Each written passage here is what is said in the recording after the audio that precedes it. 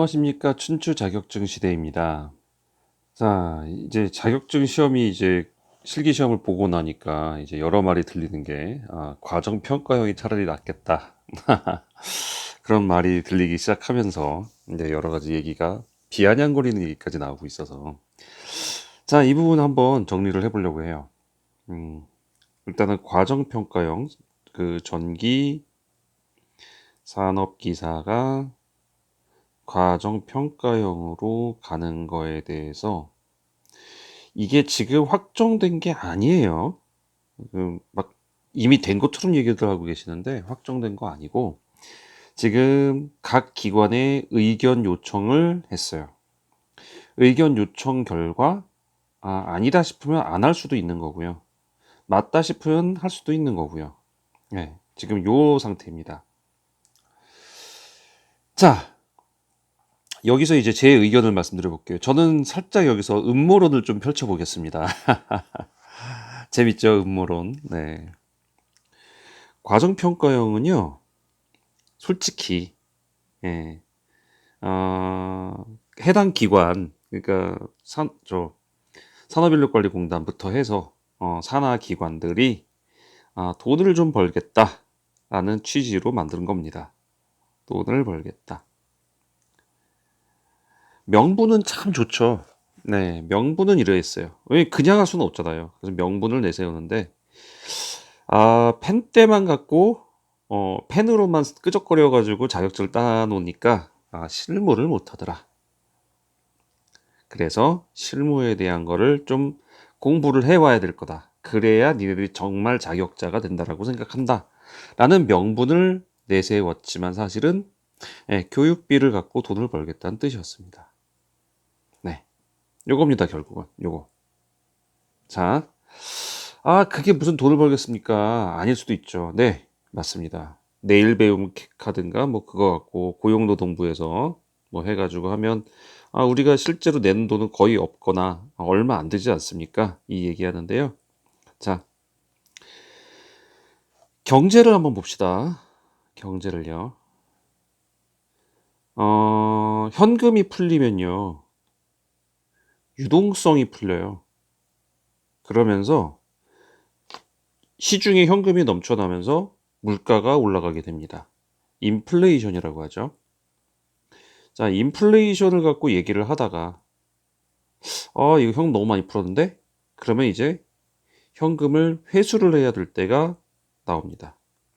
네. 보통 양적 완화를 했으면 현금을 그만큼 풀었으면 다시 사들여 가지고 소각을 하죠. 자, 보통 미국 같은 경우는 그걸 채권으로 합니다. 그런데 우리나라에서는 지금 이렇게 저렇게 복지에 관한 걸로 막 내주죠. 네.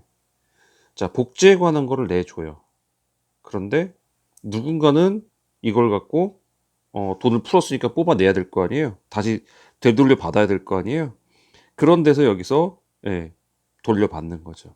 그러면서 여기에 누군가는 선생님들이든 뭐 장소 제공자든 이런 사람들이 돈을 벌게 하고 어느 정도 이거를 돌리자는 뜻이겠죠.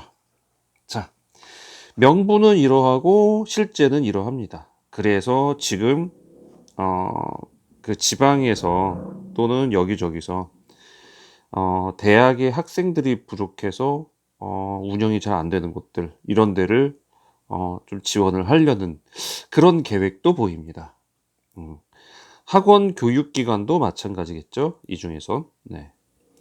자, 요런 시스템이라고 저는 생각을 합니다. 그 중에 이제 각종 쉬운 자격증들 있죠. 우리 그동안 왜 그 자격증 시험 취미로 따는 사람도 있었잖아요. 네, 유튜브 보면 그런 사람도 있었어요. 막 자격증 시험을 계속 보는 사람들. 그 사람들 뭐 한 방에 다 붙었다, 뭐 어떻게 하면 된다, 뭐 이런 얘기를 하면서 하는 것 중에 뭐 기출 갖고 달달 외우면 된다 이러는데 막 자격증 스물 몇 개씩 막 갖고 있는 이런 사람들. 네. 전기기사는 실패하더라고요. 그만큼 어렵다는 거죠. 네. 쉽게 들어갈 수가 없는 그런 게 전기기사였어요. 자, 기존의 기능사나 이런 것들은요, 어차피 산업인력관리공단에서 시험 볼 때에도 많이 풀었어요. 그렇죠. 네, 많이 풀었습니다. 왜냐면, 예, 이걸로 인해서 사람들이 일자리를 얻을 수 있다라면, 예, 그렇게 하는 게 고용노동부에 예, 필요한 그런 어떻게 해야 되는 일들이니까. 그런데 기사를 그렇게 많이 풀지는 않았어요. 기사는 이제 종류에 따라 다르긴 하지만, 이제 산업자원통상부, 산업통상자원부, 네, 산업통상자원부죠. 네, 장관이 이제 1년 동안에 각 분야에서 어느 정도의 자격자가 필요한지를 보통 조사를 해서 이 정도 명수가 필요해 하면 이거를 산업인력관리공단에서 여기에 맞춰서 난이도 조절을 했습니다. 이게 1년 단위로 보통 난이도 조절을 하죠. 자, 만약에 이번 1년에 어느 정도 조절을 하는데 실패했다. 그럼 다음 연도에 좀, 네, 좀 덜 하겠죠. 긴축을 하겠죠. 네, 그런 식으로 조절을 하는데, 과정평가형이 생긴다고 해서 전기기사, 산업기사라고 합시다. 전기산업기사가 과연 기존에 하던 거 대비 많이 풀릴까요? 예를 들어서 그동안 합격률이 뭐 한 30%라고 했을 때, 과정평가형으로 바뀌면 이게 한 80%막 이렇게 될까요? 안 될 거라고 저는 봅니다. 예, 이러면 자격자 명수의 조절에 대해서 굉장히 실패해요. 예, 그건 산업인력관리공단이 지금껏 30년이 훨씬 넘도록 지금껏 한 번도 변하지 않은 사실이었고, 그렇게 해서 자격자를 양성을 했었던 건데, 그거를 과정평가형으로 바꾸면서 바꾼다? 저는 그렇게 생각하지 않아요. 지금 과정평가형 중에 막 70%, 80% 하는 그 종목들이 있어요. 그러니까 들어가면 뭐 몇 명 안 떨어진다. 10명 중에 한 두세 명 떨어진다. 뭐 이런 데가 있는데 그 종목은 기존에 펜으로 시험 봤을 때도 그랬었기 때문에 그런 거예요. 네. 전기기사를 과정평가형으로 뭐 전기산업기사가 간다고 해서 이게 막 7, 80%까지 쏟아질 거라 저는 절대 생각하지 않습니다. 쏟아진다? 생각하지 않아요. 그럴 것 같았으면 지금 시험 쉽게 해서 이미 풀었어요. 네. 이 시험을 왜 어렵게 합니까? 왜 어렵게 해요, 이거? 전기기사 왜 이렇게 시험 어려워요? 예, 안전을 책임져야 되고 중요한 문제가 걸려 있기 때문에 그런 거예요. 근데 그걸 과정평가용으로 하면 되게 쉽게 줄 것 같아요? 저는 그렇게 생각하지 않거든요. 모르겠습니다. 이건 제 생각이니까 다른 분들은 달리 생각하셔도 예, 그거는 뭐 모든 사람의 생각의 자유니까요. 대신에 이제 그런 분들은 저기 가가지고 과정평가형 나왔다, 전기기사 휴지 조각 된다. 그런 데 가서 그냥 거기서 같이 얘기하십시오. 저는 그런 거에 절대 동의하지 않으니까요. 바꿔 생각해 봅시다. 그동안 30년 동안 전기기사가 몇 명이나 배출됐을까요? 몇 명이나 배출됐을까요? 전기기사, 그때는 이제 기사 2급도 있었어요. 기사 2급, 기사 1급 했을 때 이게 몇 명이나 배출됐을까요? 2급까지 포함해서. 어마무시할 거예요. 어마무시할 겁니다. 그리고 24년도에도 어마무시하게 배출됐고 23년에도 어마무시하게 배출됐어요. 전기기사는. 그러니까 자꾸 딴 사람들이 뭐래요? 야, 이제 아무나 전기기사 자격증 받는구나 그러면서 씩씩거리죠. 근데 모든 사람이 이건 똑같아요. 따기 전에는 좀 쉽게 나왔으면 하지만 따고 나면 어렵게 나와야 된다고 주장을 해요. 이건 어느 시험이나 똑같아요. 그게 사람의 인지상정이거든요. 네, 모든 사람이 이런 마음을 갖고 있어요. 왜냐면 내 밥그릇이 뺏긴다고 생각하니까. 근데 사원장 자원 자꾸 입에 안 붙죠. 통상부 장 네, 그쪽에서는 네, 그쪽에서는 네, 사람이 필요하단 말이에요. 근데 자격자가 배출이 됐는데 의외로 그 자격자가 일하는 사람이 썩 많지 않아요. 그래서 지금 계속 이거를 뽑고 있는 거예요. 그러니까 여러분이 지금 이걸 한다고 해서 과정평가는 바뀐다고 해서 이게 쏟아져 나와서 그래서 일자리가 부족하다? 그런 생각하기 전에요. 그냥 시험 보시면 됩니다. 네, 시험 공부하시면 되고요. 시험 공부해서 나쁜 일 없어요. 내가 그만큼 성장하고 발전하는 길입니다. 그러니까 저는 여러분들이 좀 이런 거에 대해서 묵묵하게 그냥 가셨으면 좋겠어요.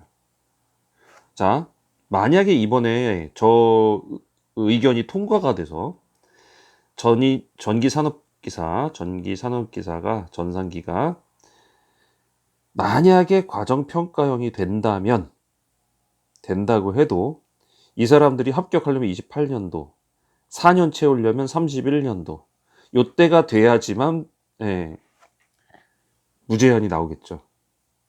그죠? 그러고 나면은 그 전에 이미 다 자리 찾아버릴 고만일 것 같은데. 그죠? 그리고 무제한 되면 바로 나오나요? 경력이 좀 필요합니다. 실제 경력이 어디에서 했느냐에 따라 틀려져요. 그냥 무제한만 풀렸다고 되는 게 아니라. 그래서 경력 관리도 사실은 중요한 거예요. 그래서 제가 지금 여러분께 드리고 싶은 말은 이겁니다. 전산기가 과정평가형이 되든 안 되든 네. 스피노자의 말처럼 내일 지구가 멸망한다 해도 나는 사과나무를 심을 것이다 라고 말한 그 말처럼 지금 눈앞에 있는 거에 충실하십시오. 지금 눈앞에 있는 거에도 충실하지 못한 사람은요, 뭘 해도 성공하지 못합니다. 저는 인생을 살아가면서 내 눈앞에 있는 거를 제일 먼저 충실해야 되는 것, 그게 정말 하나하나 성취를 이루고 목적을 이루고 그게 성공의 지름길이라고 본 사람 중에 하나입니다. 그래서 여러분께 흔들리지 말라고 하고 싶어요. 지나가는 바람에 흔들리지 마십시오. 도움되셨으면 구독과 좋아요를 부탁드립니다. 자, 몇 마디를 좀 더 해드리고 싶은데 그건 다음 시간 넘길게요. 시간이 좀 오버가 되니까. 네, 다음 시간에 뵙겠습니다.